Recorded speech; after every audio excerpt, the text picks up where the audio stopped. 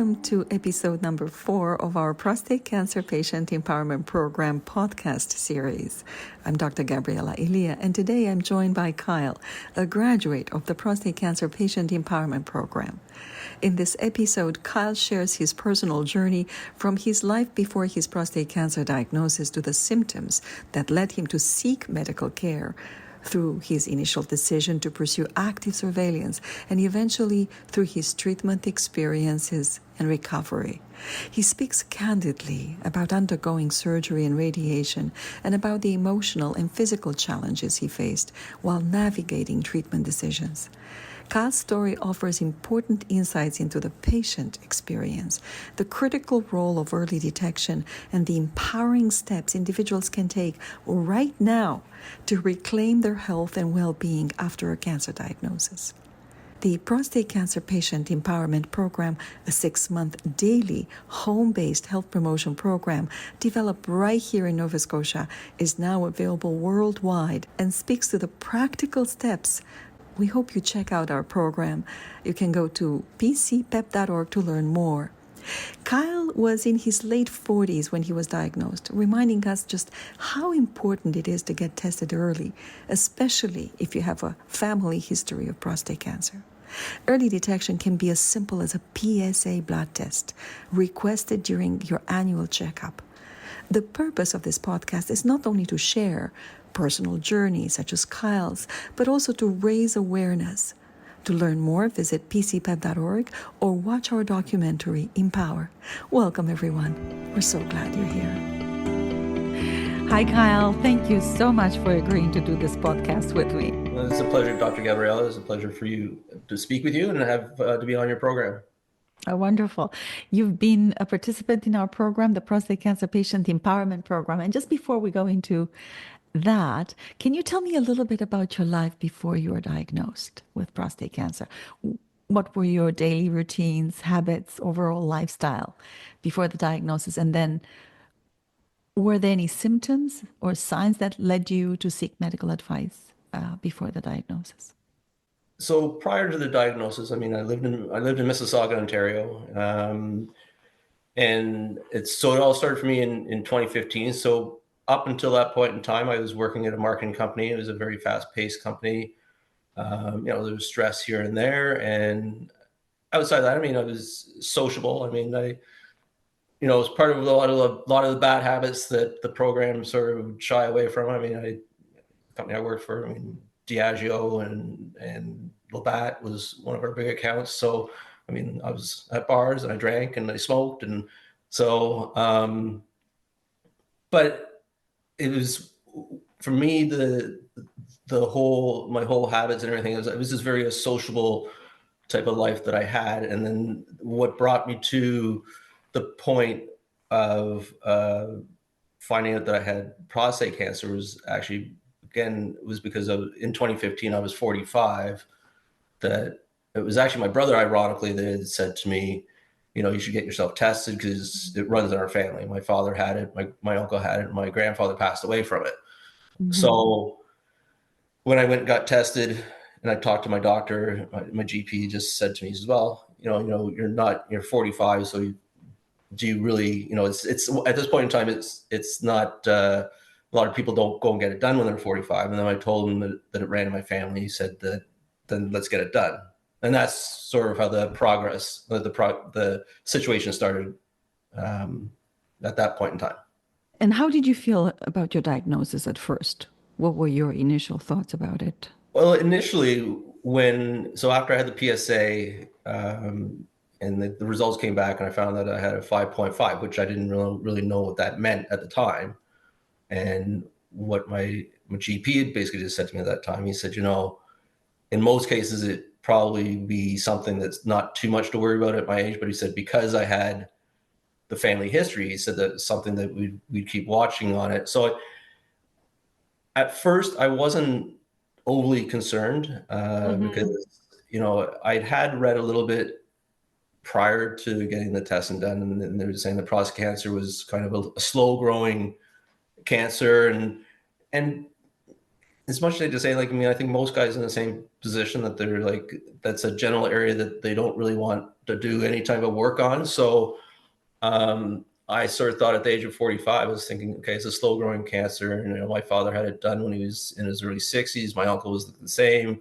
My grandfather lived until he was like 79. And this was like in rural Ireland when they had like, outside of, I think, whatever medication he was probably taking back then. So I sort of thought, well, you know, I wasn't thinking that this is something that I had to take care of right away. But again, because my GP said to me that it runs my family, that he said, we'll get it done again in 6 months. And then we got it done in 6 months. My my PSA was at 6. So it had gone up by half. So at that point, I was a little concerned. But again, you know, from everything I was reading, I was like, oh yeah, well, it's just sort of just keep, right? So I wasn't in a panic mode, but I was more of a, okay, this is something obviously I have to watch. But I wasn't going to put my life on hold, because at the end of the day, until a doctor had said to me, you know, this is something you have to take care of like right now, then I would have done it. And going back to like sort of what my life was prior to that, like I also, I've been waiting to move back to Halifax for like 15 years, because I actually lived here from 1999 to 2005. And then I moved back to Ontario for business reasons. So I was actually at that point in time still pushing really hard to move to Halifax. So I really didn't want to do anything that was going to, I thought if I had the surgery or if I had some sort of thing done with the prostate cancer, that it was going to trap me in Ontario, which from a health standpoint, from a psychological standpoint, that wouldn't have worked for me, because I would not have been happy. So I sort of just decided to go through the active surveillance at that point, and it just progressed from there. Probably you've been with us for such a long time. Thank you, by the way. Well, So I just wonder, so how do you find out about PC-PEP, and what do you think about it, and how do you get in the program? So how I found out about it was, I moved here in 2020. So between 2015 up to 2020, the PSA kept going up and up and up. So I was actually at a point in 2018 that the doctor I had in Toronto, he'd said to me, you really need to think about this at this point, because I think my PSA at that point had gone up to about 10. It actually had reached a high of 13. So over a period of just under 5 years, it had hit 13. So it basically doubled. So when I told him that I was leaving, he recommended Dr. Ricardo Rendon, but then Dr. Rendon also did the same thing as Dr. Andrew Loblaw did, which he told me to go to other, just don't look at surgery, look at the other things. So ironically, it was actually, like, it wasn't Dr. Rob, but it was I think it was a Dr. Mike that told me about PC-PEP. So that's sort of how I got into the program, and that's where it all started. And, so here we are today. So you started the program in 2020? Yeah. So I started the program in 2022, March of 2022. 2022. Okay, gotcha. Yeah. So basically what happened, so when I moved here, I moved here in August of 2020. And of course, because it was the height of COVID, that caused another unfortunate scenario, which was because of, you only could have so many people in a doctor's office and all that. So all the doctors were backlogged. So by the time I saw Dr. Rendon, I think I didn't see him until like late 2021 or something like that. In 2022, so it was in February of 2022, that he was the one that said to me, when he looked at my PSA, he just said, look, he said, based on your age, based on how fast it's been growing, he says, I recommend you get this done like right away. Yeah. And that was before I had actually went to see the other options, right? So he said, go look at the other options, come back and tell me. So, so that's, again, how I found out about your program. So then it was at that point that I sort of pieced the puzzle together. And that's when it began. My mindset was, that, this obviously wasn't going to go away. It wasn't going to disappear. And I already knew that I was already having issues. Like I was already taking, I forget what the drug's called. It starts with a D that I took. I was taking I started taking in Toronto. But anyways, it impeded a lot of issues. So I knew that it eventually had to be taken care of at some point in time. So when I heard about the program and I read about it, I thought, okay, this makes sense. That, if I'm going to be sitting with, doctors plus like-minded people like myself that want to do this, at least I have a support group and I know that there's people around me that I can ask questions. And it's just not questions that I could be asking people that are like myself. I can actually ask professionals that can give me sound advice, that I'm just not Googling something on the internet and going to Dr. Wacky who's giving me some sort of crazy answer that I think, oh yeah, that sounds great. I'm actually listening to people who actually know what they're doing. So that was the greatest thing about the program for me at that point, that I knew that gave me the comfort of knowing that I would be surrounded by people that would give me the proper guidance and advice that I needed. And then from there, I eventually got the surgery done after the 6 months. So what was so you start getting the daily videos, and you probably, as I recall, you started joining the monthly video conferences. What Yeah. was that like for you? Did it have any influence on your lifestyle, your habits in general? Oh yeah, for sure. Like I said to you before, so prior to, this, like prior to the diagnosis, like I said, I socialized a lot. So, a lot of that I knew had to change. And so, my drinking, it basically became non-existent. Smoking basically stopped because I usually only smoked when I drank. So when I wasn't drinking, I wasn't smoking. And then from a dietary standpoint, which I always remember is kind of interesting. And part of me to this day, I still feel bad about it, but because you guys are so busy, I'm sure you guys don't have a little notebook. And I remember Kyle saying this, that it was one of the very first, well, I guess it would have been the first session that I was with you guys on the Zoom call. And as you guys going through the list of things you shouldn't do, somewhere through the lines, you said something about, you were talking about meat. And I just bought a freezer and I'd gone out and bought like a whole bunch of stuff that was on sale. I like literally had probably about $400 worth of like steaks and beef and tenderloin and all kinds of stuff sitting in my freezer. I said something about, after you'd listed down the drinking, the smoking, and everything, I go, really? And you're gonna take my food away from me too? And it was like, I swear, I think I looked at Rob, and maybe I just could have just the way I was looking, but it almost like a look on his face is like going, okay, we gotta get rid of this guy. This guy's just like he's just not, he's not gonna work out. It's almost like a straight three for him. Taking away his smoking, his drinking, now you're taking away his food. He's like, that's not gonna work. So yeah, so all that had changed. So the interesting thing is that all of that meat and everything I bought, pretty much like it went from, I slowly stopped eating the meat as much and replaced that with chicken. And then, so I worked it out that, because I ate fish every Saturday and Sunday for dinner. And then, so the 5 days, on average, I was eating probably chicken 3 days, like Monday through Friday, it was chicken. And then one of the nights I'd usually have a pure vegan meal. Because spices was another thing. When I was growing up, we never used a lot of spices. So the program was the dietary part of it that I took it. Like I've got like copious amounts of notes, still have them on my computer of all these spices and what they do. And I started Googling everything. And I went out and just bought a whole bunch of spices and started experimenting with a whole bunch of them. And then, so one of the things that it's my own little creation, which I think I said to you guys when you were asking for recipes, is my black bean goop. Oh yeah.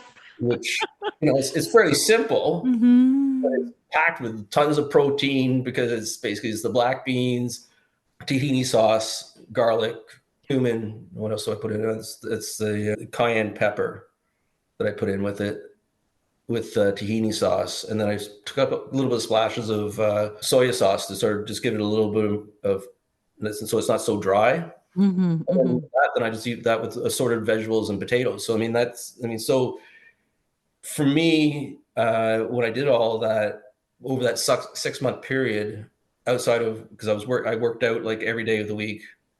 And then with the eating, when Dr. Rendon, he said, well, if you're gonna do surgery with me, he sort of tapped my stomach. He goes, you're gonna have to drop some weight.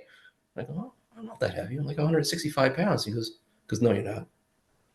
I went, oh, all right. So I went to the gym, and it was because it was COVID and everybody had to wear the masks and everything. So I wasn't wearing my glasses. So as I was weighing myself, I couldn't see what the number was. Yeah.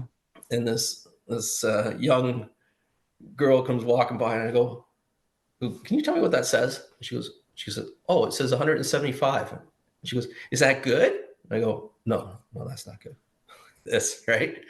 Because I always pride myself on staying between like 160 and 165 pounds.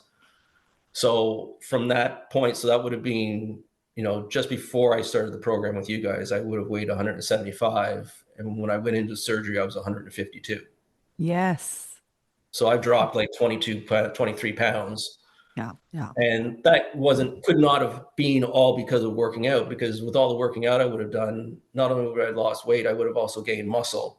And Yes, that's right. Fat, right? So, I mean, at the end of the day, I'd have to say that the weight loss, largely had to do with the diet, because if I hadn't changed my diet, there's just no way. Because I mean, I used to work out every once in a while, or not every once in a while. I'd work out fairly consistently, like at least 3 days a week back in the day when I was probably out socializing and drinking and smoking and doing whatever.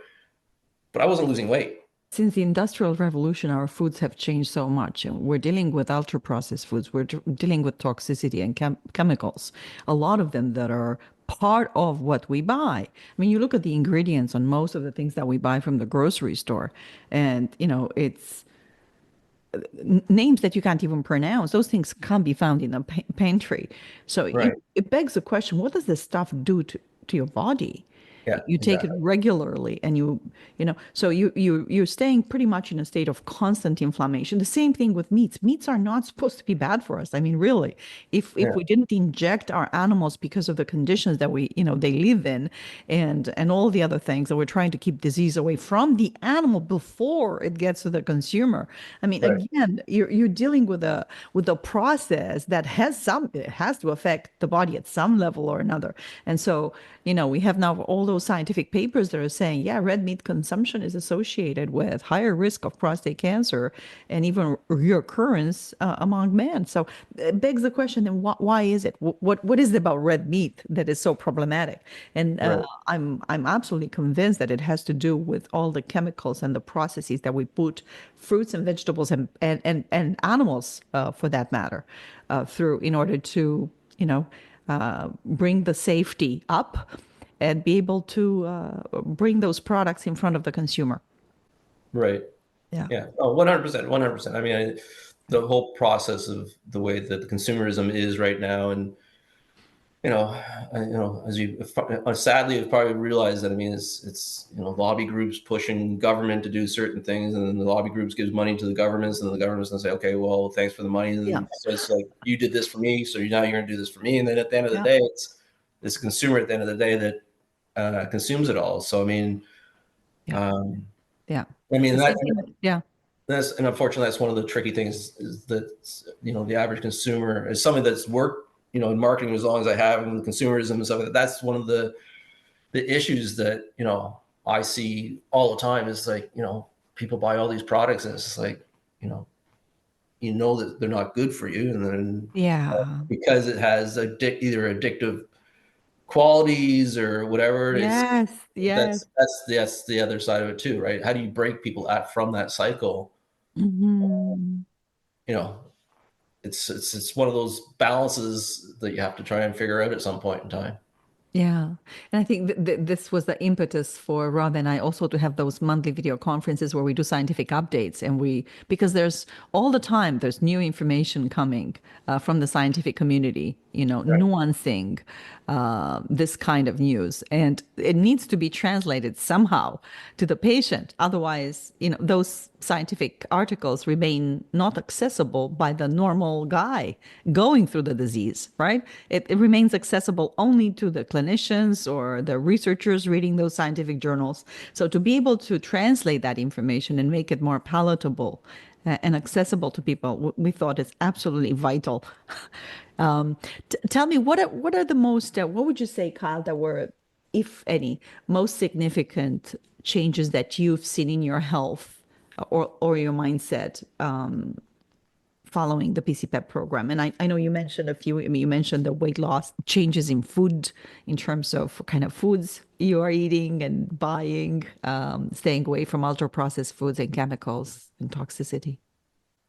Yeah, my overall like mindset and physical condition from the program, and from changing my diet and working on it, it's giving me more energy. It makes me look at things more positively, because I've got more energy. And I think that's the thing that I find the most is like, there's lots of factors around the whole thing, but the program itself, though, was a motivator for me to realize that I had bad habits, and that the bad habits that I had weren't going to help the cause that I need to take care of, which was the prostate cancer issue, right? So at the end of the day, it's changed me considerably. I just weighed myself today, and I was hoping I'd be a little bit less than what I was, but I was 158. But my wow. but Wow. I'm usually around 154, 155. Yeah. And I know you might be thinking, well, it's only 3 pounds. At least that's what my brother and my sister are like, oh, God, it's like 3 pounds. Don't worry about it. You'll probably gain that by the end of the day when you Yeah, drink some exactly. water. So, overall, the fact that I've been able to consistently keep that going is because of this program. Because when I walk by McDonald's, I smell it and I go, yeah, I remember those days. And I'm like, yeah, no. So I haven't set up McDonald's since, well, because of COVID and stuff like that. I don't think I actually, the last time I probably went to McDonald's was probably like in 2020 or 2021. So I'd actually not gone to McDonald's during your course or anything like that prior to that. So but I don't even think twice about it. And again, a lot of that is, again, I have had like chocolate bars or certain foods that have sort of cut out of my diet, that when I do have them, my brain, like, especially when I have chocolate bars, like when Halloween rolls around and I buy the candy for the kids, if there's stuff left over, I'll eat one of those small little chocolate bars, whatever. And the sugar rush I get is just insane, because my body, like, there is nothing in this house that there's no candies. There's not like even the sort of nuts that I've got. I used to have the salted ones, but I found the unsalted ones. So I don't even know. Yeah. And when I went to I had my physical a week ago, and he was telling me everything was really good. He said every doctor tells me my cholesterol is phenomenal. And somewhere through the lines, and then he said to me, he said, "Oh, your salt's a little high." I'm like, look, I go, how is that possible? I don't put any salt into anything in my food.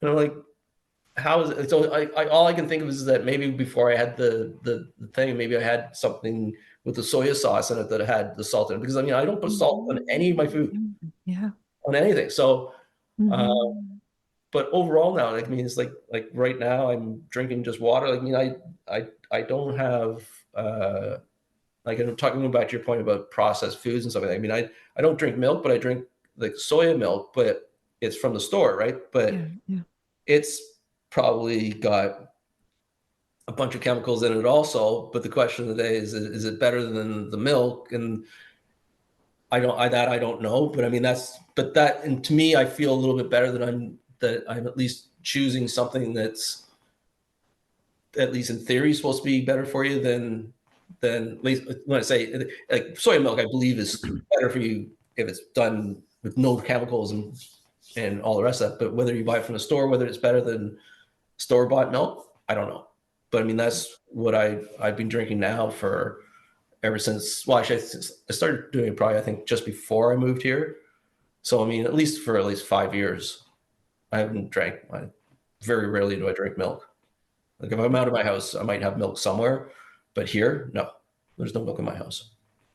That's quite remarkable to be able to keep inflammation down the way you have. And indeed, I mean, because we formed a community of like-minded people, like you said, and the same goes in our house. From our monthly video conferences, we have this cupboard up there, and if I buy any junk food, they end up there, and then they go bad. Right.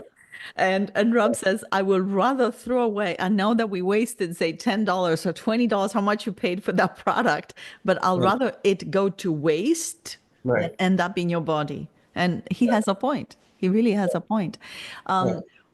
What's your feeling about those monthly video conferences? We have people from all over the world now joining the program, Yeah, and that's great.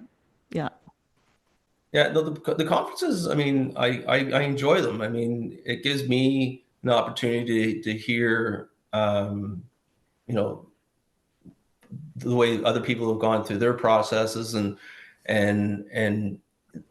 it's also it's educational from the standpoint too.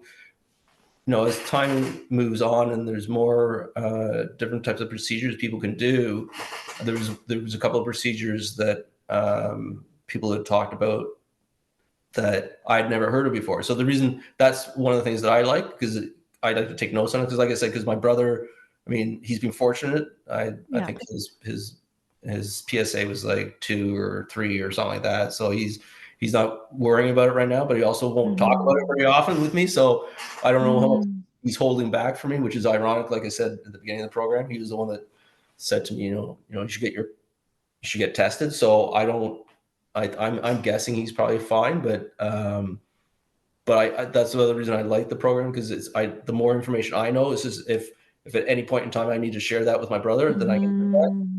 But even just from the general standpoint of just knowing that there's a community, I get to express, my point of view on things that I feel that has helped some other guys. Because I mean, I've mentored 2 since I've started the program. Thank you. Yeah, no, and again, they were nice guys, and I mean, one of them, I think, he's out in Miramichi, and I think at some point in time, I'm going to make sure that I go out there, because it's supposed to be the per capita has the most Irish descendants in all of Canada or something like that. So it's one of the.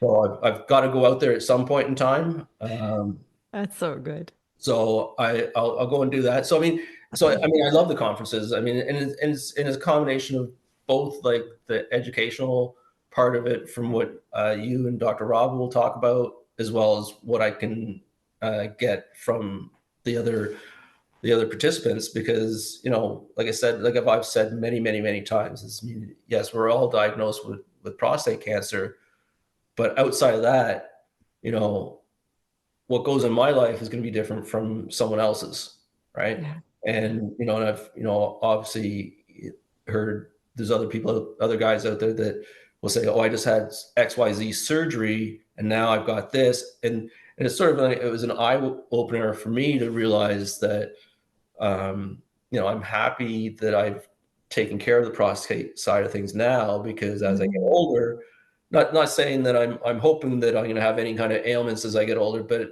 I mean, I'm not stupid. I realize as I get older that, there's a higher probability that there's going to be issues that I may have to address somewhere in the future. So to have to address prostate cancer plus some other possible ailment just is so much harder on the body. And then as you get older, as we all know, it takes longer for the recovery. And that was the other point that Dr. Rendon had said to me when he said, because if you're going to do this, he says, you're at the best time to probably do this, because if you lose the weight, your vital signs and everything are perfect. So he said, if you do it now, then as you move forward, you don't have to worry about at a point in time where you actually may have some other issues you're dealing with, and this becomes now an actual priority, and you have no other choice. Plus, he also said to me that, you've got, I was able to do, I think brachytherapy was the only one that I couldn't do. So he said, right now you've got the option. You can either do surgery, you can do the hormone therapy, or you can do chemo. And he said, if you wait too long, some of these options may not be viable to you anymore. Yeah. So So that's when it boiled down to me at the end, was that, it's like, do I want to live or do I want to die? And I know it sounds extreme when I say that, but it's just the way to look at it. Is like, do I want to roll the dice and just let the years go on and on and on, and then all of a sudden wake up one day and say, okay, your cancer is metastasized, so you can't have surgery. So that option's out. You're not going to have brachytherapy. That's out. And that only leaves possibly hormone therapy and chemotherapy. And it's like, do I want to be on that for the rest of my life? And the answer would be no. Yeah. Yeah. Plus, yeah, that's right. Right. So the end of it was that I just, like, it's one of the things that I said to the anesthesiologist when I was rolling into I was on the gurney and they were, before even going to the surgery, and he says, "Are you ready?" And I said, "Yeah." I said, "Just rip it out like a Band-Aid." Biggest thing, and the next thing you know, I just woke up and I was just lying in the recovery room, and that was it. Yeah. And that's the way I look at it now. It's like, it has to be done. So it's like, once it gets to that point, that day we decide whether it's surgery or anything else that they're going to do, whatever option people take, just take it as the theory of, like, just rip it off like a Band-Aid, because it just has to be done. Right. It's no longer prolonging it and just picking at it here and there. Because at the end of the day, the sad thing is that if you leave it for too long and it does metastasize, once that happens, there's people that live fairly relatively normal lives in those situations, but it's a whole different ballgame, right? Because yes, it is. Yeah. they've got to take whatever drugs or whatever medications they've got to take to keep things going, right? And Or they might need treatments to various other sites to where the cancer metastasize. And then there's also the issue, I think, of waiting and worrying. It's tough because you don't know exactly what's going on. And it's not as if all of a sudden you're going to take this news and put it in a hook and let it wait there and pick it up later. It's there with you in your face every day. Cancer doesn't care who you are, right? It'll attack anybody. So it won't care about skin color, where you were skin born, color, education, how much money you have. It doesn't matter. right? When it knocks at your door, it knocks at your door. We haven't talked about it yet, about the Kegels and stuff like that. I still believe to this day, like, the Kegels were also outside of the dietary part of it, and the mental health part of it is crucial. And that, the fact that after the months went by of the healing, and I think it was probably after the first month, or probably about a little over a month, I think, maybe, that I started doing the Kegels slowly again. That with everything being combined, with the surgery being successful, that the fact that I've been doing the Kegels prior to the surgery, and I've been doing those for 6 months up until the surgery, and then started doing them like fairly soon after the surgery, that I was able to be, pretty much normal, that I didn't have any urinary issues. I mean, to this day, I sleep through the night. I don't have to go up, get out of bed to go to the washroom or anything like that. If I'm out somewhere where there's not a washroom and I have to go, and I feel like I have to go to the washroom, I can walk around doing Kegels, and, like, and nobody knows that I'm doing it, right? Like, it is what it is, right? And sometimes I even test myself to sort of see, if I'm doing something, I'm in the middle of something, I'm like, do I really want to go to the washroom right now? Do I really, really have to? What?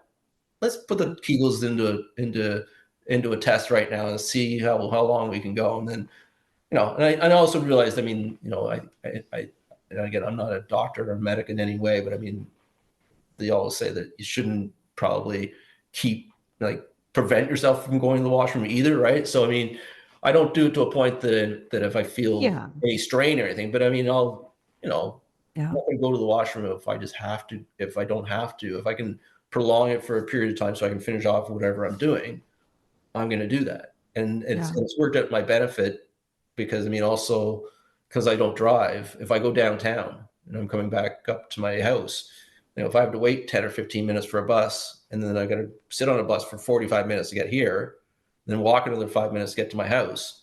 You're looking at close to an hour, possibly a little bit more in some cases, from door to door. I mean, if I hadn't known how to use Kegels and things like that, in the early part of the process when I was healing, it would have been a problem probably. Yeah. Right. Yeah, and what you're saying is a testament to the scientific studies that we published, and we looked at people's compliance. So if people that adhere to the Kegels on a daily and weekly basis, the way it's prescribed in the 6-month program, do much better in terms of urinary function, even in terms of sexual function at 6 months, at 12 months, particularly men who undergo surgery. So we were able to show that in our phase 3 randomized clinical trial against usual standard of care, but also now in the pan-Canadian international trial that we're running. Because we just right now, we just expanded the program, and we're expanding to various parts of the world, New Zealand, South Africa, Europe. We just want to see, are the results of this study the same in other parts of the world? Are men subscribing to the elements of the program that we're promoting the same way? Do they prefer some over others? Are the benefits the same? Does it matter where you live? Does it matter whether you have certain genetic predispositions? Does it matter your treatment? And what we're seeing is that really no, at the end of the day, number one, people really customize the program to their needs. So they take what works for them, leave the rest.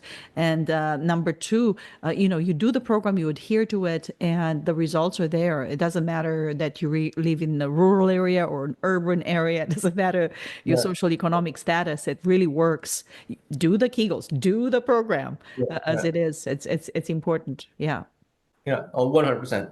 I strongly do that. I mean, I think overall, I don't think where one lives should really impede someone being able to go through the whole program, regardless of where you are. Because I mean, unless there's, environmental surroundings or something, or prevents you from doing it, but just from the general standpoint, like anybody can stand up and do a Kegel. Anybody can go and get, Exactly. proper food to eat, and anybody can work out. They don't need to go to a gym. Like, I can do push-ups and lunges and whatever I want to do in my house. I don't have to leave my house to do that, right? Yeah. So, all the major steps of the program, in my should easily be able to do. Yeah, it's interesting. So I need to ask you this question. We've been told, so when we talk about the PC-PEP program, we usually tell, people this is a 6-month daily program, is multifaceted. It has, like you said, dietary, nutritional advice. It has exercise strength training, relationship communication, training and advice, and a curriculum. It has the Kegels part of it. Right? So it's multifaceted, but we say it's 6 months. And we've been told, stop telling people that. The truth is, at the end of the 6th month is when the journey begins. So that's interesting to me. I said, wow. So a lot of the people in the program like you, they continue with the program, and they adopt the various indications of the program as their lifestyle. And they're seeing benefits. They're seeing improvements. You heard of John Moody, who I think we did the first podcast with him, active surveillance, did the program for 6 months. And then he said, you know what, I did this. I'm going to stop doing the program. I'm going to stop, paying attention to the advice in the program. PSA goes up. And he's saying, oops, I'm going back again, because his PSA for the first time in years has gone down during the program. Gets off the program, PSA starts going up. So he goes back on the program, and PSA goes down. And it's interesting. That's another hypothesis now that we're testing, thanks to patients that are saying, things that we didn't consider before. We didn't think that this program could actually have a very significant impact on men on active surveillance. Now, we just started a mini pilot trial in the Pan-Canadian International complex, whereby we look at men affected by currently under active surveillance to see, does it make a difference for them, a more significant difference, and that's interesting. So you too would think then that this is at the end of the program, it's the start of the journey. It's interesting, because men sometimes say getting a cancer diagnosis is like a virus. You're in a computer environment and you get this virus, and then you need to get an antidote against this virus that allows you to live your life normally, that allows you to make the cancer journey and the cancer process, be it treatment, be it, upholding to certain lifestyle that are healthy for you, as a way of keeping you on track, but allowing you to live your life, to live your life's purpose, to do the things that you want to do. So do you think that that's the case? And in what way? Yeah, well, for sure. No, and that's why I'm saying, when you were saying that you gave this example of the John Moody, that like for me, now again, like I said earlier, like, I mean, every person's different, their mindset's different, they think differently. But I mean, Yeah. but I'd have to, I still have to believe to an extent that if you follow the program over a 6-month period, and once the 6 months is up, is, to fall back into old habits. I mean, I guess it could happen. I mean, it all depends on how much I think it boils down to how much you believe that, that just because, you're, like in my case, that my surgery has been done, that it's like, okay, I'm all done now, I can go back to being the way it was before. I think it all depends on who you are, but I believe that, I mean, the journey for me will always continue, because I already know, like, I mean, like I said, like, to give you an example, like at Halloween, where I've had candies and stuff, like I can, like, when I eat them, I know as I eat them, like, my body's just like, that's just so good. But then my other brain is like, no, no, no, no, no, it's good. And that's why you can't keep doing it, because you'll fall back into like, because the other thing I didn't say to you is, back in the day, like prior to my diagnosis, like, I mean, I had a habit of, like, at around 10 o'clock at night, I'd sit down and watch the National, but I would sit down with, like, a bag of chips and a pop, and then I'd go to bed. Like, I did that, like, all the time. And I mean, it's very easy to fall into those scenarios, and that's one of the things that I believe, that the journey doesn't end with your program, because if you keep doing it, it's only going to make you healthier. It's only going to make you have a healthier mindset. What I'm learning is that, from a psychological standpoint, it's much easier to fall into a negative trap than to keep the positive going. Because what I find is that, even though everything is going really, really well, like, I mean, I notice this when I work out, that if I don't work out for, let's say, a week, like, I literally wake up and I'm depressed and I'm upset with myself, because my body has worked out so much now, and it's so conditioned to do that, that my brain is like, it's almost like yelling at me, saying, well, why aren't you going to the gym? What's your excuse? My brain is like, well, it's raining out. Well, you got gym equipment in your basement. Did you see it's raining? I can't go out. Well, exactly. Well, that's actually a joke I say to all my friends too. Like, Yeah. they're saying, you coming out tonight? I go, no, it's raining. But to that point is that it's your program is one of these things that, if I think that I'd have to believe that anybody that takes it, seriously enough, to the point that when the 6 months is ended, and if they were to look back who they were 6 months earlier compared to who they were at the end of the program, and if they saw a big change in a positive way, that I would like to think that at least the majority of the participants would try and keep that going. Or on the other side, if they fell into a gap in their old habits, but quickly realized, well, hold on a second here, I felt this good at the end of the program, and now I feel crap because I've gone back into my old ways, that they're able to have the mindset and the discipline is actually the key point, is that they have the discipline to move forward. Because that was my father's philosophy in life. He was always like, your brain is your most powerful muscle, and at the end of the day, if you let your brain let you fall into a negative spiral, then that's the worst thing you can do. Because once you do that, the whole body will get, your whole body falls apart from that standpoint, right? You get depressed, you don't want to do things, and then you get weaker because you're not working out, and you gain weight, and then now you've got a heart condition, and now you've got breathing problem, whereas if you let your brain think positively and do things in a positive way, then you're more motivated to do things. Doesn't necessarily mean you're going to always be fit or whatever, but at least you've got some sort of positive way of looking at things and a better way of life than on a negative side. If somebody had said to me, you know, let's look at your prostate and all that stuff, like I was 45, I was like, you know, I was still in the mindset that, and I hate to say this, and I'm sure some of the people that are going to listen to this program are going, oh, that crazy young little whippersnapper calling us old men and stuff like that. Like, but that's what everybody called it. It was like, it was the old man's thing, right? Like, I mean, Yes, you yes. know, Prostate cancer has been known as an old man's disease, and that's right. just not the case. And it's not the case. And That's just not the case. Let us that's, like wake I up. said, you know, it's one of those things like when, you know, and I keep forgetting the actor's name that was from Friends, but you know, there's also, there's another actor that, again, he was like in his early 50s that had the prostate surgery so, I mean, there's, you know, you hear about the famous people because they, you know, they have a voice and they have an audience. So that's why they'll speak out, which is a good thing. It's a good Yes, thing. yes.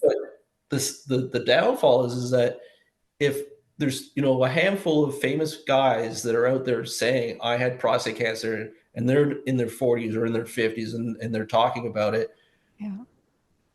you can only imagine there's probably like tens of thousands of men that are just regular Joe Blows like me that aren't talking about it. Nobody's telling them about it.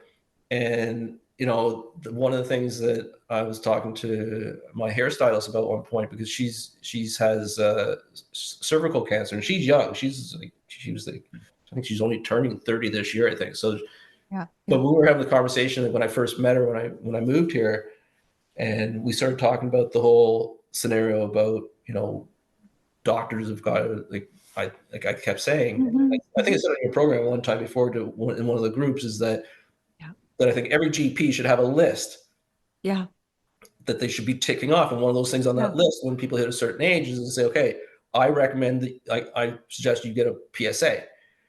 And my hairstylist at the time was saying, yeah, well, guys just won't do that. And I said, but here's the point though. The reason why doctors aren't talking about it is because they know that men won't do it.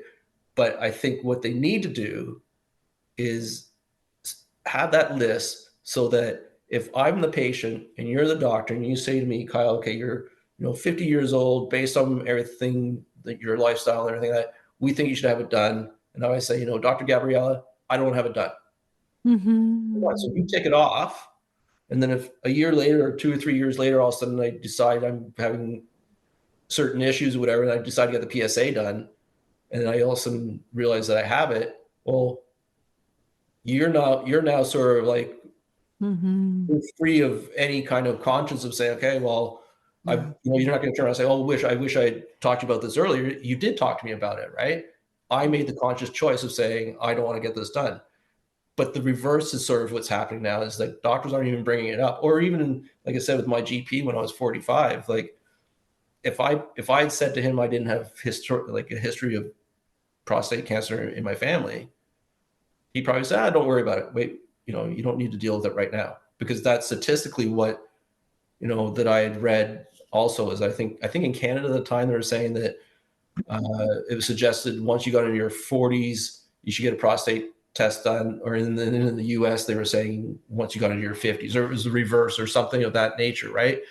So again, it's one of these things that, as we said, cancer is cancer. Yeah. And I think the problem is it's almost like you brought the term like men of the salt of the earth out here, and they're they just want to keep things the way they want, the status quo. Like life is life, just move on, and we'll deal with it when we have to deal with it. When it comes to areas of the prostate or anything in that region for men, most men are like, I'll deal with it if I have to. The reason I again look at it from a positive standpoint is that that the surgery went well because I did do the 6 months of eating well, doing all the training, all the rest of stuff, that I was in good shape. Yeah. So I wasn't somebody coming out of hospital that my body was like fighting to recover because, I may have been overweight or I've had other ailments that I had to deal with. Like I had outside of the prostate, I had a perfect bill of health. So it was so it was just interesting, the whole process of it. Me walking up and down the street every day with a cane and my bag on one side and my cane on the other side, and people on this brand new street when I was meeting neighbors, and that's how people got to know me, as the guy walking around with a urinary bag on one side and walking with a cane with the other one, who's like barely. What a way to raise awareness! What a way to raise awareness! Barely looks 50, and he's walking up down the street like he's like 80. So yeah. So let me ask you this. What advice would you offer, since we're just about to wrap up, but I just want to ask you, what advice would you offer to other patients that are either considering or just starting the PC-PEP program? And any closing remarks that you might want to make, things that you would like to get out there? Well, from the standpoint of recommending the program, like 100%, like, I mean, it doesn't make any sense to back out of something that's only going to benefit you. I mean, and it benefits you in so many different ways, as I mentioned earlier. Like, I mean, like, you know, it's a program, it's run by 2 doctors. So you've got 2 professionals running the program. And then you've got around you, everybody's diagnosed with the same diagnosis as yourself. They've all got prostate cancer, or maybe they've recovered from it, but they're there to give advice on what they've learned. So why would anybody shy away from something like that? And again, it's all private. So I mean, if there's, you know, any hesitation of thinking that, you know, you're exposing yourself to a bunch of strangers, you're exposing yourself to a bunch of strangers that, you know, it's usually all first name basis. Like, I mean, out of all the guys that like that I know, like outside of Ross McDonald, because I know his last name only because he probably doesn't say, oh, come to some of my and he's now a research citizen lead. He's part of the team. Right. So I mean, and so are you, for that matter. You know, I don't know the last names of the guys that I'm with, but I know who they are, right? And, you know, I don't think there'd be anybody that would, you know, if I bumped into any of these guys in a social setting, that I'd probably just come up and say hi to them, talk to them as if I was just talking to you back and forth. I'm not going to bring up the point, anything about prostate cancer or anything, unless maybe the 2 of us may be standing in a corner and it's just the 2 of us talking. But in a public setting, I'm not going to do that. And I don't think anybody in the program would do that. So, I mean, for anybody to be hesitant about sharing their situation with a group of like-minded people that they know that there's all these benefits to go along with it, right? I mean, you know, when people know that you're talking about dietary issues and it's going to be talking about, you know, your mental health and physical health, and everything you talk about, the whole program is all based on a positive way to make your health better, to get to the end result, which is to resolve the prostate issue. Why would you turn it up? Why would you turn it down? It doesn't, for me, it doesn't make any sense at all why you would turn it down. If anything, you're jumping at it because, you know, unless there's something that I'm not aware of, there's no other program like this outside of what you're doing, right? So it's not as if you get this opportunity anywhere else. So that's the way I would look at it. The program is phenomenal. I mean, like I said, it's one of these things that it's, especially when I joined the program, I realized like how fortunate I was, because I think at that point, your program maybe have only been about 3 in its 3rd year or 3rd. Like when did it actually start, in 2000 or 2020 or 2019? 2019, we had a smaller group, only 30 days version of the program. And then in 2020 is when we started the randomized clinical trial. It went up to 2023. And then we opened it to the pan-Canadian. So 2020, I would say that it started in its full version at 6 months.